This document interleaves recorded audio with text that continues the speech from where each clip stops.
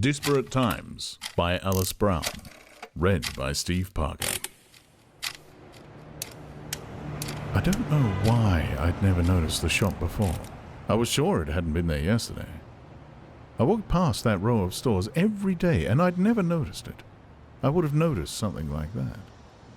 The glass-fronted windows were empty, waiting for a display to go in. What that display might be, I couldn't even guess. There was no indication from the outside as to what kind of store it actually was. The words above the door said Disperate Times in a Gothic font. My curiosity got the better of me, and I went in. Ah, good. You made it.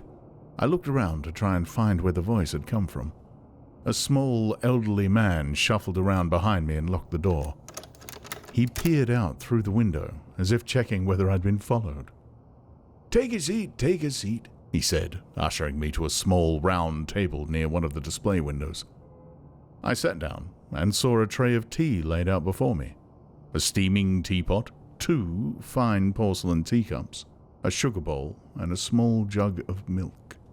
The rest of the shop was filled with tables and shelves that were covered in newspapers.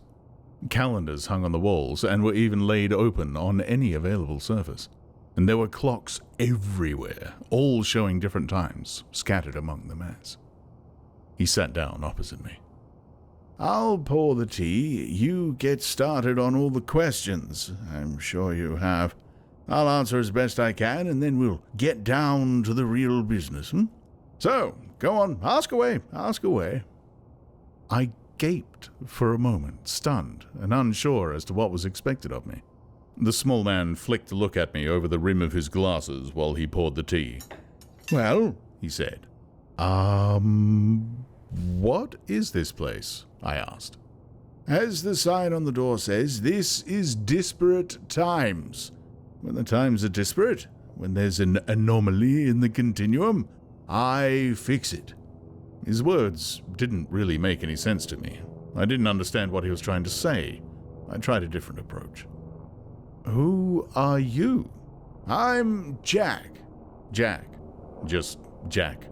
I was starting to regret my decision to come in here. This small man was frustrating me. He giggled. That's me. Just Jack. He pushed a teacup and saucer over to my side of the table. Help yourself to sugar and milk. I was probably about your age when I took on the job. And now I'm... Gosh, I couldn't even guess. It's hard to keep track of these things when you're constantly jumping around time. But if I had to, I suppose I could say that I'm sure I'm older than 50, but not as old as 90. I took a sip of tea to try and cover the fact that I had no idea what was going on. It seemed like you were waiting for me, I said. Ah, now we get to it, he said. Yes. There's an anomaly, and I've traced it back to you. Now, we just have to figure out what it is you've done and change it. Nothing this man said was making any sense. The more he talked, the more confused I became. I don't know what you mean. I've never even noticed this shop before today. I haven't done anything. He chuckled again. Oh, but my dear, you have. We all have. Every day, every decision we make turns us down a different path. Did you have eggs or cereal for breakfast?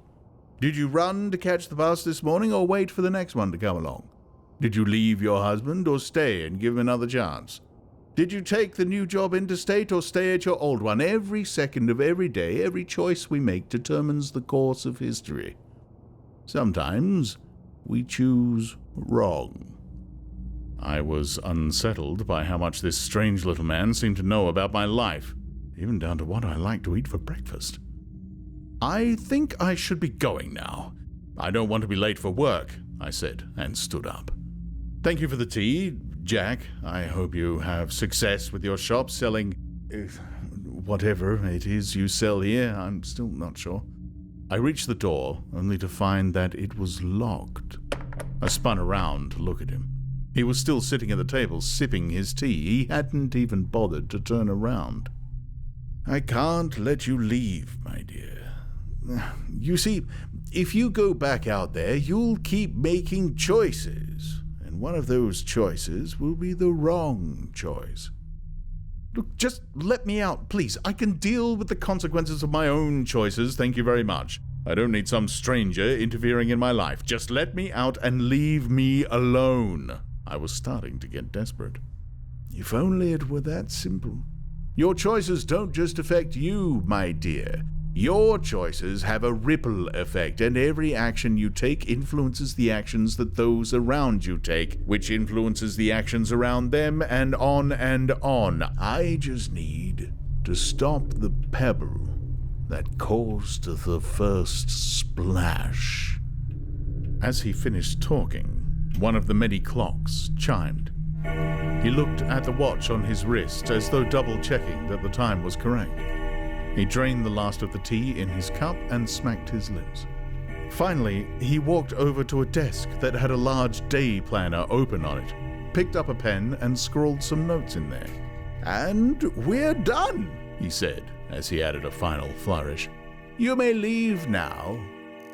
He pushed me out the door and I stood outside the shop, blinking in the sunlight, and considered my choices.